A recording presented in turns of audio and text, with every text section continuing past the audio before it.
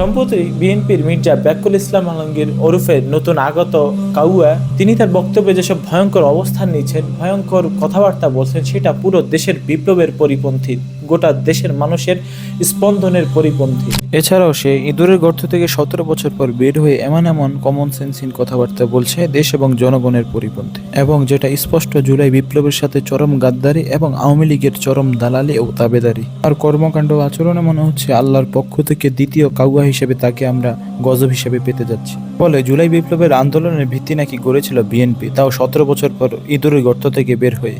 ছাত্র জনতার অভ্যুত্থানে ইউনিক নেতৃত্ব দিয়েছে নাকি তারেক রহমান, আর আমরা বাকি ছাত্র জনতারা ললিপপ চুষেছি। অন্তর্বর্তীকালীন সরকার বেশি দিন থাকলে জনগণ মেনে নেবে না, জনগণ তার কানে কানে গিয়ে বলে এসেছে একটা রাম ছাগল কোথাকার। এছাড়া প্রথম আলো, দিল্লি স্টের বাংলাদেশে থাকা এইসব ভারতের দালালদের, তথ্য সন্ত্রাসীদের বিরুদ্ধে যখন বাংলাদেশের জনগণ আন্দোলন করলো, সেটাও তার কাছে খারাপ লাগলো, তার মনে কষ্ট গিয়েছে।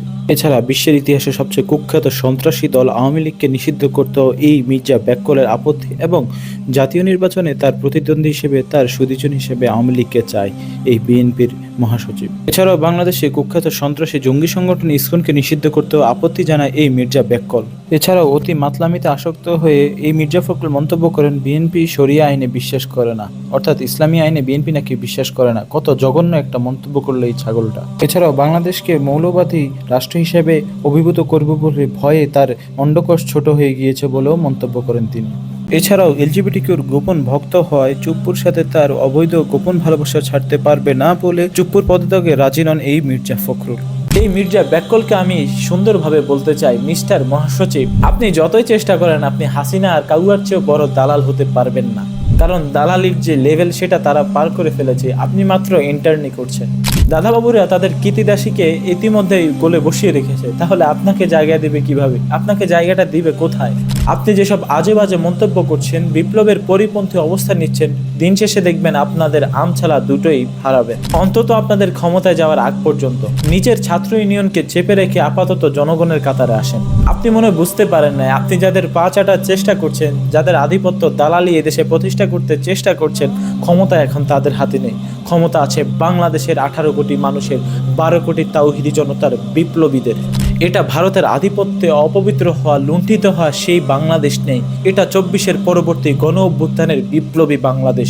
ফখরুল সাহেব, আপনার পুরানো স্বভাবের অনুপাতে যদি দালালি করতে চান তাহলে জনগণের দালালি করেন, দিল্লির না।